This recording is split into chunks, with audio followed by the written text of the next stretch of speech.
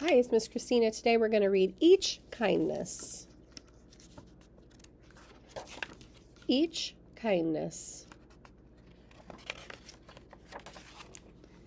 That winter, snow fell on everything, turning the world a brilliant white. One morning, as we settled into our seats, the classroom door opened and the principal came in. She had a girl with her, and she said to us, "This is Maya." Maya looked down at the floor. I think I heard her whisper, "Hello." We all stared at her. Her coat was open, and her clothes beneath it looked old and ragged. Her shoes were spring shoes, not meant for the snow. A snap on one of them had broken.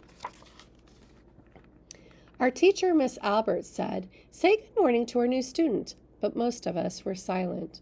The only empty seat was next to me. That's where our teacher put Maya.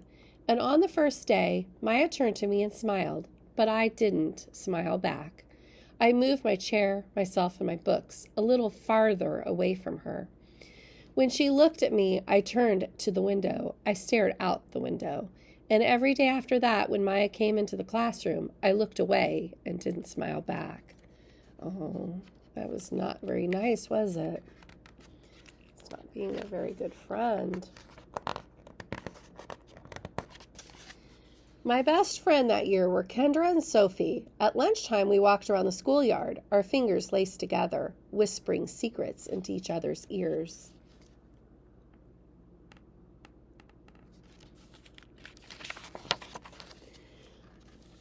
One day when we were near the slide, Maya came over to us. She held open her hands to show us the shiny jacks and tiny red bell she'd gotten for her birthday. "It's a high bouncer," she said, but none of us wanted to play. So Maya played a game against herself. Oh, she tried to play with them, but they wouldn't play with her. Do you think they made a red choice by not trying to play with her, not joining in? They could have joined in with her. She tried, didn't she? This afternoon, we got back into the classroom. Maya whispered to me, "Bet you can't guess who the new Jack's champion of the world is." Behind me, Andrew whispered, "Chloe's got a new friend. Chloe's got a new friend." "She's not my friend," I whispered back. They're making a lot of red choices. The weeks passed. Each day, we whispered about Maya, laughed at her clothes, her shoes, the strange food she brought for lunch. Some days, Maya held out her hand to show us what she brought to school, a deck of cards, pick-up sticks, a small tattered doll. Whenever she asked us to play, we said no. How do you think that made her feel? Do you think that hurt her feelings? The days grew warmer and warmer. The pond thawed. Grass began growing where snow had once been. One day Maya came to school wearing a pretty dress and fancy shoes, but the shoes and dress looked like they belonged to another girl before Maya.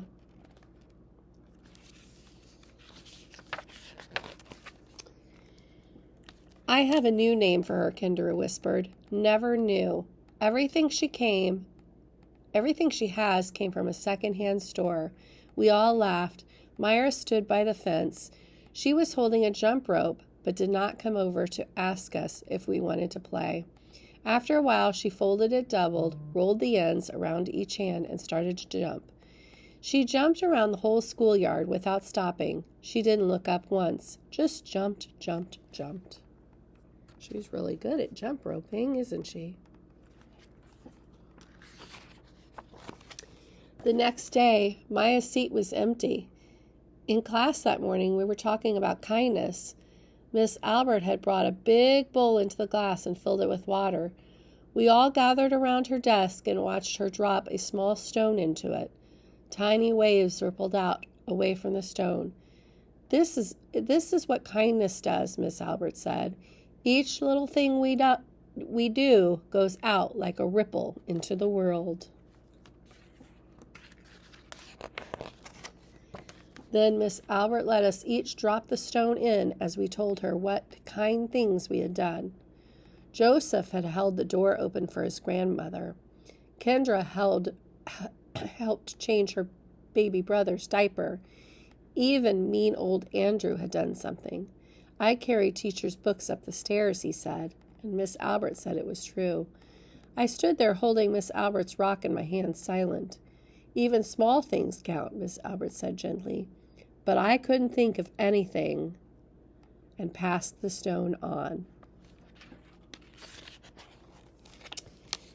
Maya didn't come back to school the next day or the day after that. Each morning I walked to school slowly, hoping this would be the day Maya returned, and she looked at me and smiled.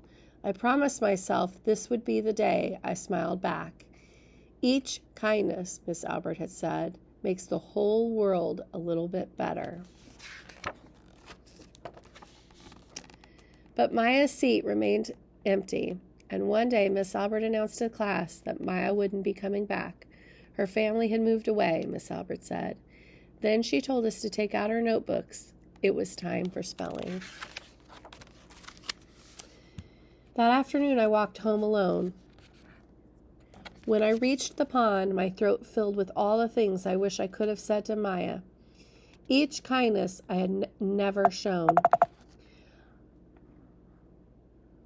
I threw small stones into it over and over again, watching the way it rippled out and away,